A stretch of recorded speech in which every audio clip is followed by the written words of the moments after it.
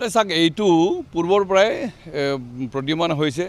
যোৱা লোকসভাৰ অধিৱেশনতো অসমৰ সাংসদ প্ৰদ্যুৎ বৰুৱাই একে প্ৰশ্ন কৰিছিল। তেতিয়াও কেন্দ্ৰীয় চৰকাৰৰ জনজাতি পৰিক্ৰমা বিভাগৰ মন্ত্ৰীয়ে উত্তৰত কৈছিল যে ৰাজ্য চৰকাৰখনে এতিয়ালৈকে আমাক প্ৰতিবেদন দিয়া নাই আৰু ৰাজ্য চৰকাৰখনৰ প্ৰতিবেদন নোপোৱাৰ কাৰণে আমি কাম কৰিব পৰা নাই। যে 2019 চনত তদানীন্তন সৰ্বানন্দ সোণোৱালৰ নেতৃত্বাধীন চৰকাৰৰ সময়ছোৱাতে আৰু সেই সময়ৰ কেন্দ্ৰীয় চৰকাৰৰ গৃহমন্ত্ৰী ৰাজনাথ সিঙে বৰ্তমান অসমৰ মুখ্যমন্ত্ৰী ডক্টৰ হিমন্ত বিশ্ব শৰ্মাক লৈ এখন মন্ত্ৰীগোট গঠন কৰি দিছিল আৰু সেই মন্ত্ৰীগোটৰ দায়িত্বই আছিল যে অসমৰ 6 জনগোষ্ঠীক জনজাতিকৰণ কৰিবৰ কাৰণে মডেলিটি মানে আৰ্হি প্ৰস্তুত কৰা আৰু তাৰ কাৰণে সংশ্লিষ্ট কৰ্তৃপক্ষই স্বয়ং মুখ্যমন্ত্ৰীৰ অধ্যক্ষতাত 6 জনগোষ্ঠীৰ জনজাতিকৰণ দাবী কৰা সংগঠনৰ লগত আনুষ্ঠানিকভাৱে বৈঠক কৰি এক সিদ্ধান্ত কৰিছিল যে অবিভক্ত গোৱালপাৰা জিলাৰ কোচাছমুখীসকলক ভূঞাম জনজাতি হিচাপে দিওঁ আৰু বাকীসকলক বেলেগ ধৰণে কৰিব। আৰু এই কথাটোৱে কৈছিল যে তেওঁ সেইখন সভাই শেষ সভা, কাৰণ দ্বিতীয়বাৰৰ কাৰণে আৰু সভা নহয়, কাৰণ আমাৰ সন্মতি সাপেক্ষে সেই প্ৰস্তাৱটো লৈছিল আৰু আমি মেমৰেণ্ডাম এখন দিছিলোঁ। তো ইয়াৰ পিছত আজিৰ তাৰিখলৈকে অসম চৰকাৰ বা আজি মুখ্যমন্ত্ৰীৰ অধীনস্থ মন্ত্ৰীগোটৰ যিটো দায়িত্ব আছিল, সেই দায়িত্বটো আছিল অসমৰ বৰ্তমান জনজাতিসকলৰ অধিকাৰ খৰ্ব নোহোৱাকৈ 6 জনগোষ্ঠীয়ে কেনেকৈ জনজাতিকৰণ কৰিব পৰা এই কথা কামটো আছিল। কিন্তু আজিলৈকে ডক্টৰ হিমন্ত বিশ্ব শৰ্মা নেতৃত্বাধীন চৰকাৰখনে কেন্দ্ৰীয় চৰকাৰক এই সম্পৰ্কে কোনো প্ৰতিবেদন নিদিলে, যাৰ কাৰণে এই জনজাতিৰ বিষয়টো ওলমি আছে বা হোৱা নাই। গতিকে এই কথাটো স্পষ্ট যে পূৰ্বে কংগ্ৰেছ চৰকাৰে যেনেকৈ প্ৰতিশ্ৰুতি নামৰ কোচামুখী জনগোষ্ঠীক প্ৰতাৰণা কৰিছিল, আজি কেন্দ্ৰ ৰাজ্যৰ অধিষ্ঠিত বিজেপি নেতৃত্বাধীন চৰকাৰখনেও একেই প্ৰতিশ্ৰুতি দি পেলাই আজি এই জনগোষ্ঠীটো আগুৱা পৰিছে, এই কথাটো স্পষ্ট হৈছে। আমি এই ক্ষেত্ৰত আমি ধিক্কাৰ দিছোঁ।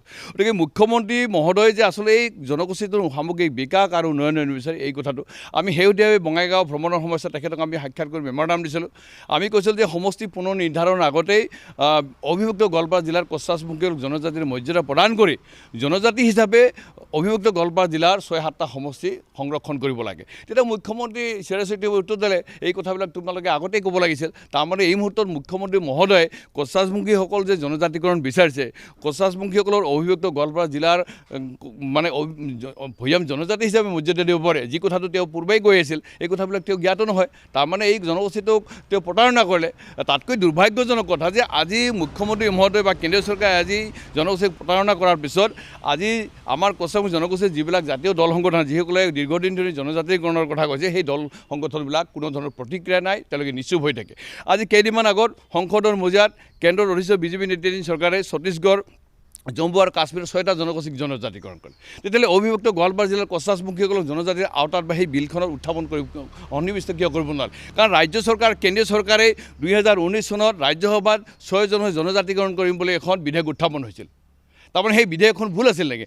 তাৰমানে সেই জনগোষ্ঠীৰ আভুৱা ভৰিবৰ কাৰণে তেওঁলোকে সংসদত সেই জনজাতি বিধেয়ক উত্থাপন কৰে, এই কথাটো প্ৰমাণ হৈছে। আচলতে তেওঁলোকে পূৰ্বৰ কংগ্ৰেছ চৰকাৰৰ নীতিকেই তেওঁলোকে আহৰণ কৰিছে। পূৰ্বে কংগ্ৰেছ চৰকাৰে যেনেকৈ প্ৰতাৰণা কৰিলে, একেদৰে আজি বিজেপি চৰকাৰখনেও প্ৰতাৰণা কৰিছে। গতিকে পূৰ্বৰ কংগ্ৰেছ চৰকাৰ আৰু বিজেপি চৰকাৰৰ মাজত পাৰ্থক্য নাই, নামটোহে বেলেগ।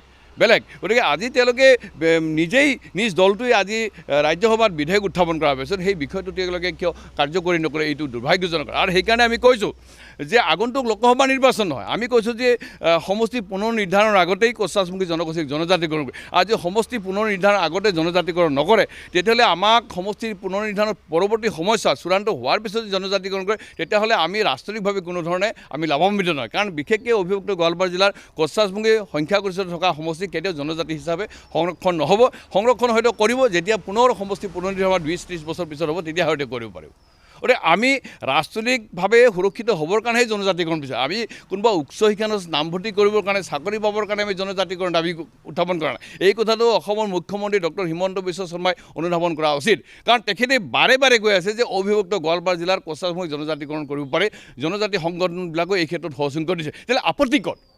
সেই আপত্তিৰ কথাটো ডক্টৰ হিমন্ত বিশ্ব শৰ্মাই আমাক মুকলিভাৱে কওক। তেওঁৰ যে সদিচ্ছ নাই, এই কথাটো প্ৰমাণিত হৈছে। সেইকাৰণে তেওঁলোকে এনেকুৱা ধৰণৰ আভুৱা ভৰা কথা কয়। সেইকাৰণে কেন্দ্ৰীয় চৰকাৰে এটা কথা কয়, ৰাজ্য চৰকাৰে আন এটা কথা কয়।